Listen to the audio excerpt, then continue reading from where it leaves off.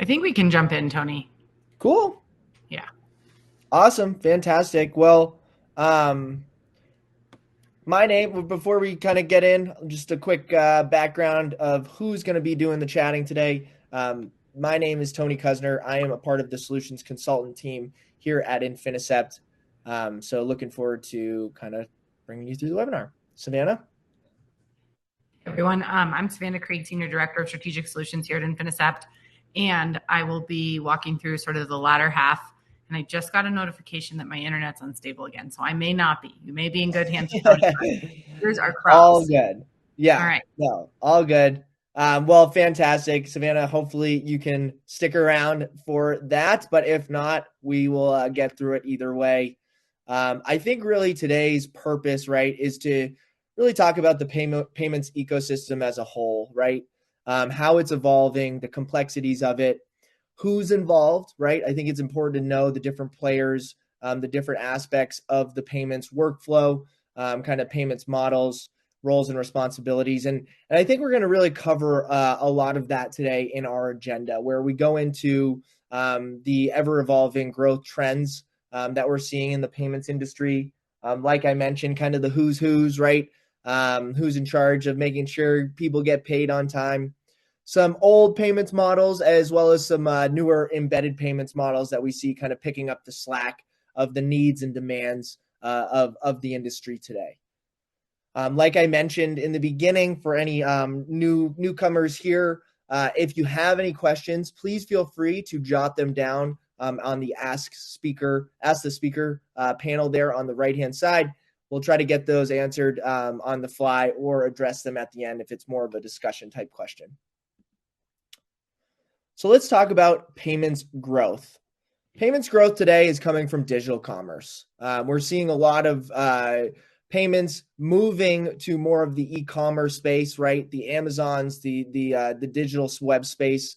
And what we're seeing really kind of going the opposite way is more of the physical brick and mortar commerce of yesterday, right?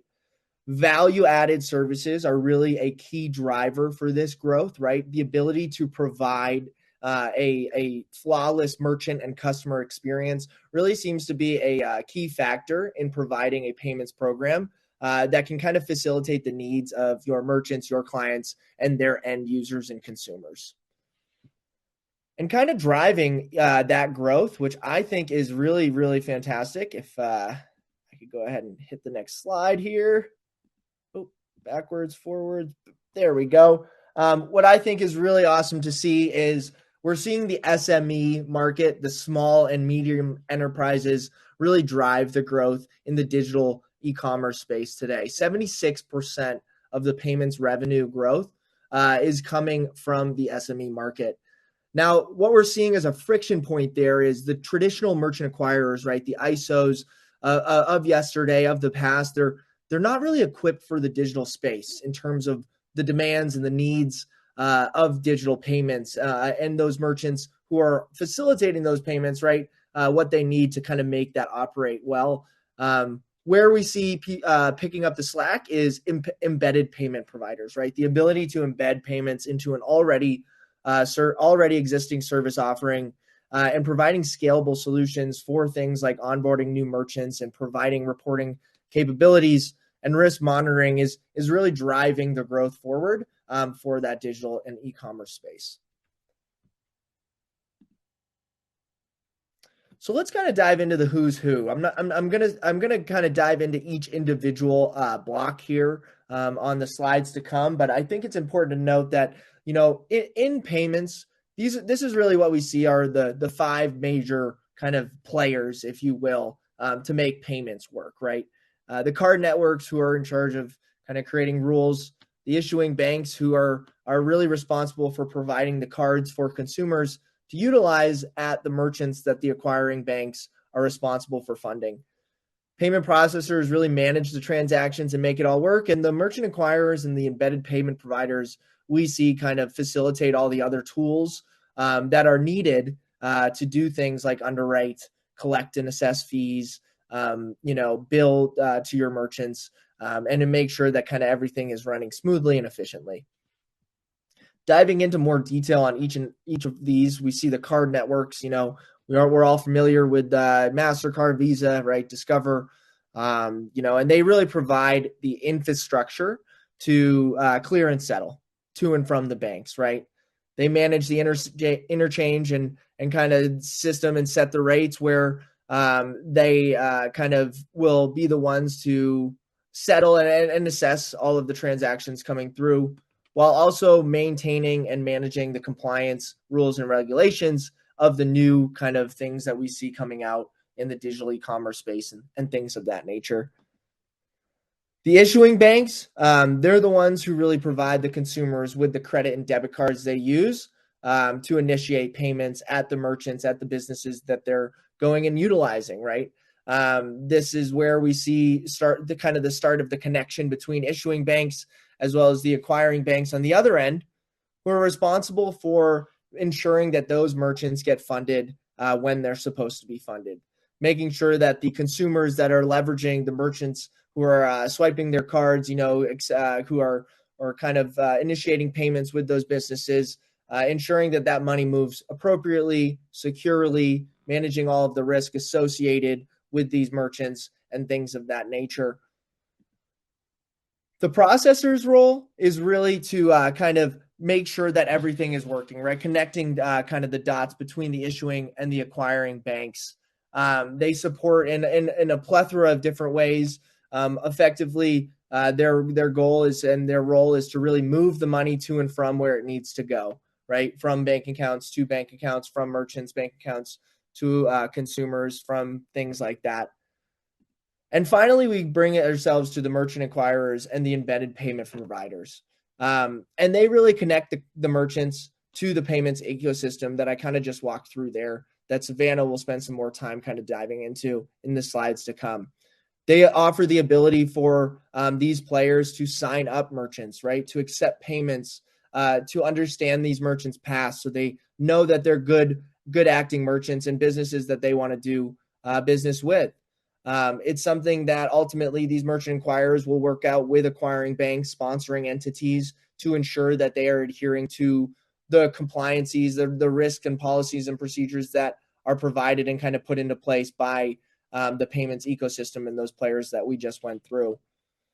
These are some examples of different embedded payment providers and merchant acquirers that we know that we see in the space today, who are acting as payment facilitators in a way for their merchants.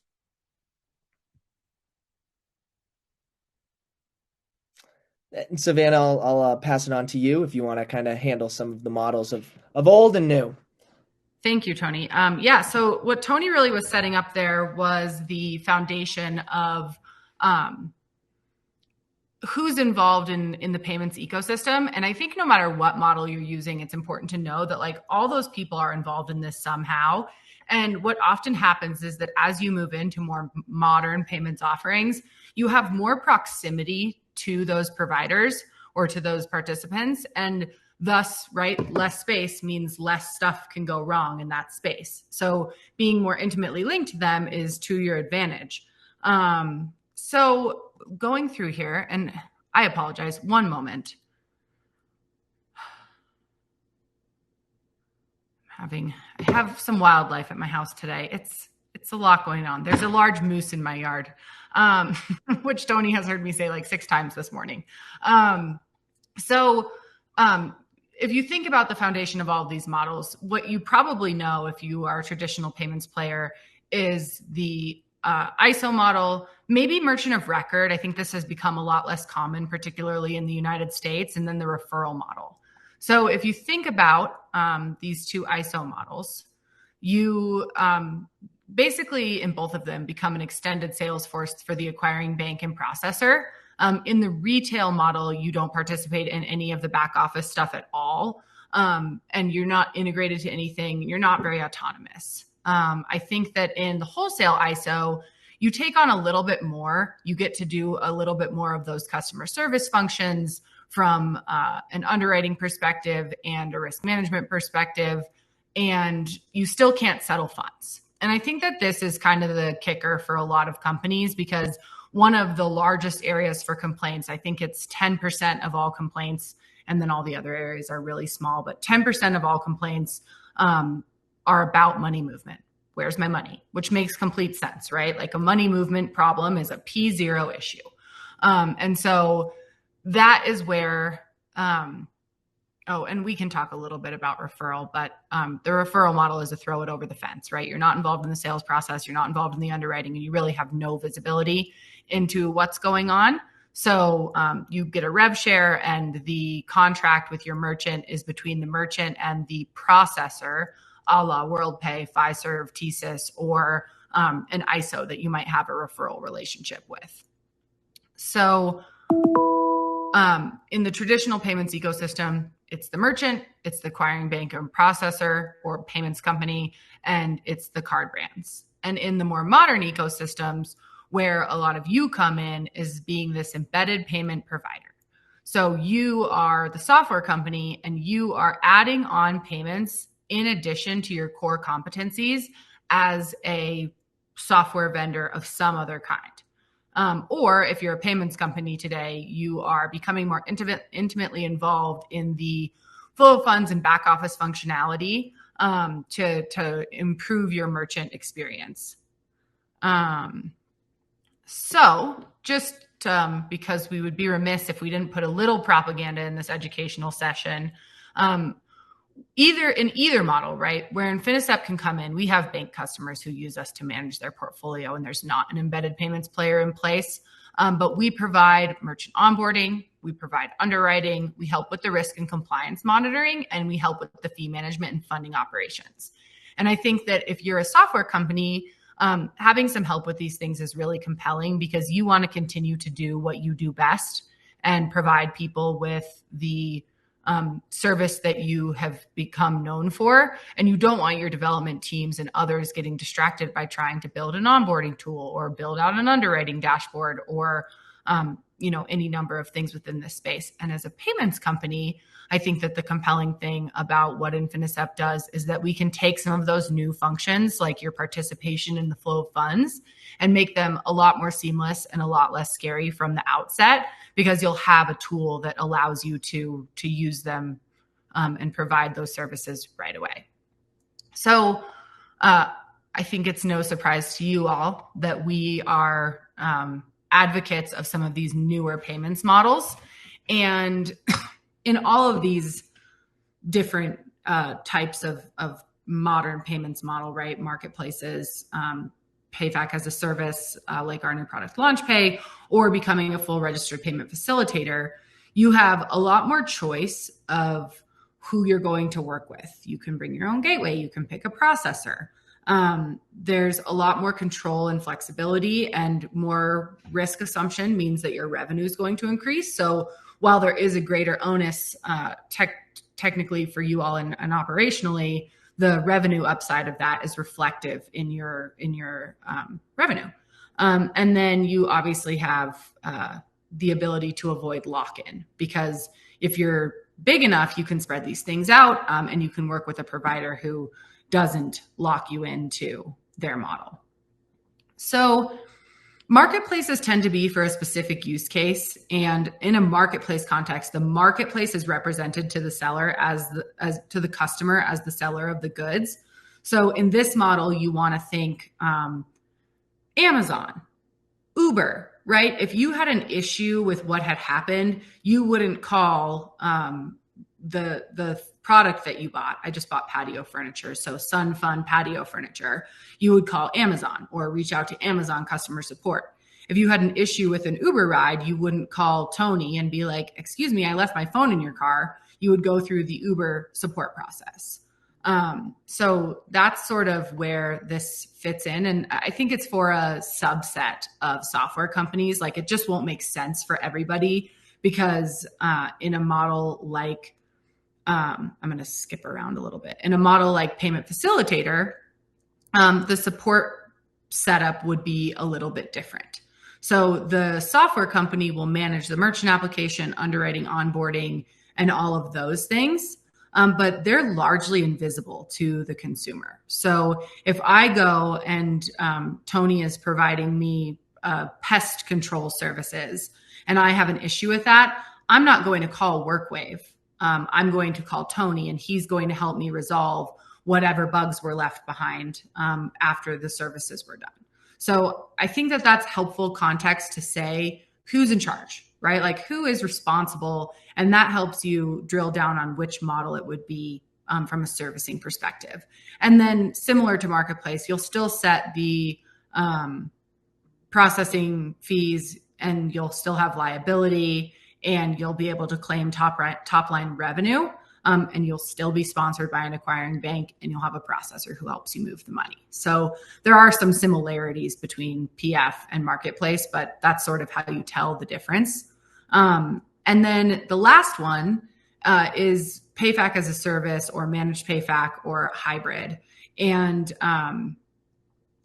we have a product called LaunchPay that is helping people to provide an embedded payments experience without being required to register as a payment facilitator. So we take on the risk functions and support you in that process.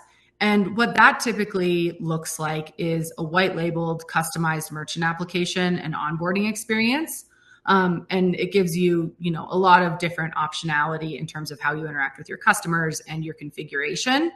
And the beauty of what we're doing relative to traditional players like Stripe and Payrix and others is we are allowing you to have modularity.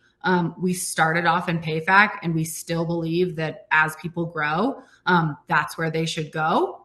And so we are committed to allowing people to do so. And then we also have all of our slick PayFac tools that we are offering out of the box in a more read-only capacity so that you can still provide a really beautiful embedded payments experience without taking on the lift that is required. And sometimes, people aren't ready for of becoming a payment facilitator. So I think there's just a little bit more here, and I would love to take some questions if we have time. I think the only other thing to consider in all of these, right, and this actually really applies to marketplaces too, is sort of the bill versus buy calculation for your product infrastructure.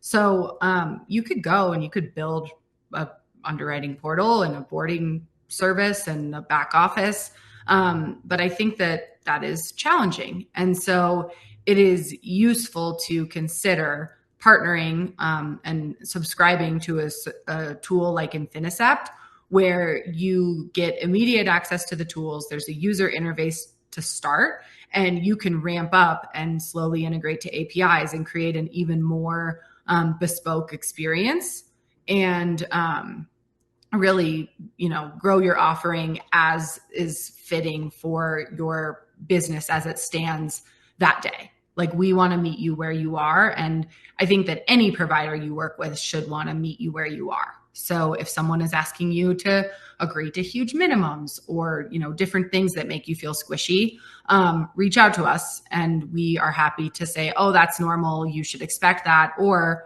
wow, you should really talk to someone else. Like, you're getting worked over on that one. So I think that, I said a bit of this. We're here to help. We have a ton of payments experience, and our platform has been scaled. So through some large partner and client opportunities with top 25 US banks and processors, we've scaled our platform capabilities and are processing billions in payments volume and tens of thousands of active merchants. And we have customers who are earning tons and tons of money in payment revenue every month. So I'll stop there. Tony, I don't know if you have anything to add to wrap us up, but happy to take any questions as they come through. No, I think you wrapped it up perfectly. Ultimately, we want to help our clients find the best program for what they're looking to do. So if you have any questions, we'd love to answer them. I just wanted to pop in a second to tell you guys, you go ahead and you can click on Session Chat in the right-hand menu, and that's where you can leave your questions for Tony and Sam.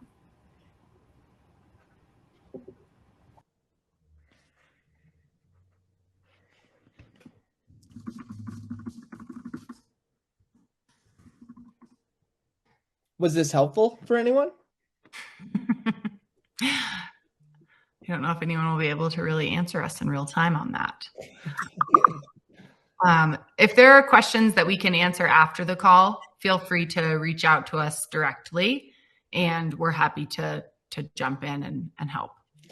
I have a question, Savannah. What if we're dealing with a company that might not know if they work with a high risk category of merchants or not? Is that something we can help with? Yeah, high risk is really interesting in the PayFac space because a lot of people with high risk portfolios gravitate towards PayFac because they have heard that it gives them more control. And in a lot of cases, it does. Like if you're doing high risk and you're doing, I don't know, delayed delivery goods or something in like the lodging space, then there's potential in PayFac world. But if you are doing something that is, like adult or something like that, it's just more difficult to find a sponsor. And we're happy to advise on it and create the policies and procedures. And we're happy to be honest about what opportunity there is if there are questions. There's a question about if we work with the restaurant industry. We do have a handful of software companies who use our system to run their payments infrastructure. And one of them was actually one of our very first customers. They've been acquired since, and we've sort of grown into that relationship. And another is pay at the table context, but restaurants are very easy in PayFac world. It's pretty, low risk area. A customer interaction platform. I'm going to read this out loud instead of mumbling it. We have a customer interaction platform and are integrating embedded payments now. Why would we use Infinicept rather than a direct integration with someone like Heartland? From what we've seen, we just pass the details to them and get a response back that we save. So this is interesting.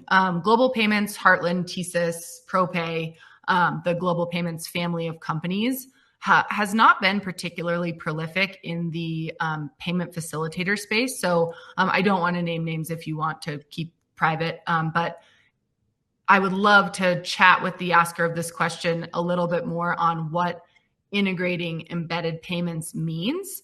If you are getting embedded payment services from Heartland, like if they're offering you banking as a service or issuing as a service or small business lending, I think that you're probably right.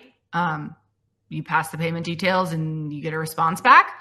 But if you are doing something more embedded where you're wanting to manage the underwriting processes, for example, Heartland's not going to let you press the button in Heartland systems. Like you can see it, you can see the underwriting that's happened, and that's great. But at the end of the day, you need a third party or homegrown system to go review the underwriting results and actually make those underwriting decisions yourself, because the payments processors, want to hold on to that process for themselves. And I imagine that you pay them by the drink for it.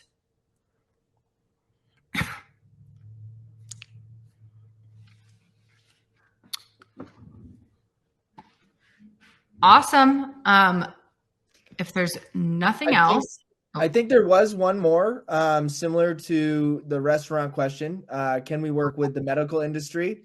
And, we do have payment facilitators today operating in that space. Ultimately, Infinicept is going to help you create the policies and procedures and find the right partners in terms of acquiring, sponsoring banks, processors for the verticals you want to work with, right? So we'll identify the right bank for you in terms of medical industries, and help you with those policies and procedures, getting approved as a payment facilitator. And then in our Infinicept software, formulating a workflow and a process that has the proper underwriting configurations, the right application design for medical merchants, as well as the right risk parameters set up when they are transacting. So we can absolutely help with all of that for sure.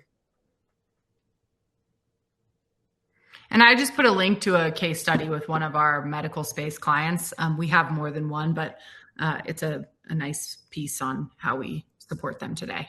So hopefully that is helpful. Awesome. Let's make sure there's nothing else. And thank you all. There's a question about a copy of the presentation. Andrea, I'm going to have to defer to you on that. Yeah, we'll send a copy of the presentation and a recording of this out to everyone afterwards. Awesome. Well, hopefully this was helpful, everyone.